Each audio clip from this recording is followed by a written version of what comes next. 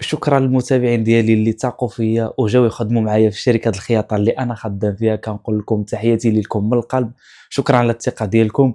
نتمنى أنكم تبقاو خدامين وبخير وعلى خير إن شاء الله، ويعجبكم الجو وتعجبكم الشركة.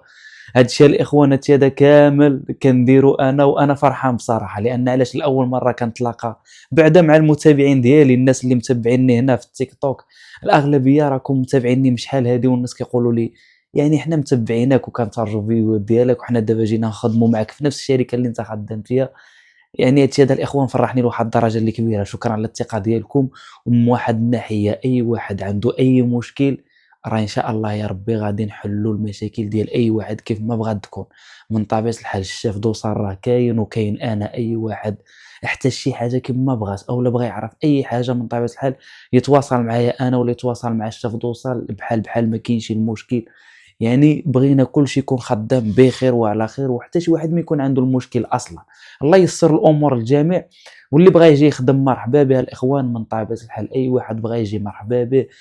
لي الشرف الإخوان تخدموا معايا، والله بزاف ديال المتابعين ديالي ولا بزاف ديال الناس اللي كيتفرجوا في فيديوهات. وواحد النقطة الإخوان، حتى الناس اللي كيعطيو النمرة ديالي من واحد لواحد وبزاف ديال الناس كيتصلوا بيا وكيقولوا لي راه غير شي واحد عطاني النمرة.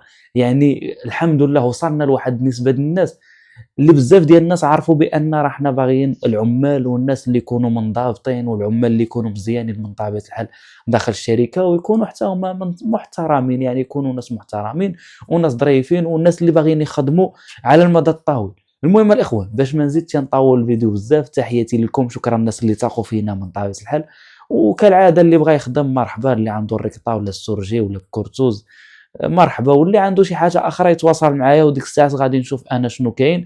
وإلا كان بإمكانه يخدم من طبيعة الحال راه مرحبا بالجميع، حنا ما كرهناش نخدموا أي واحد.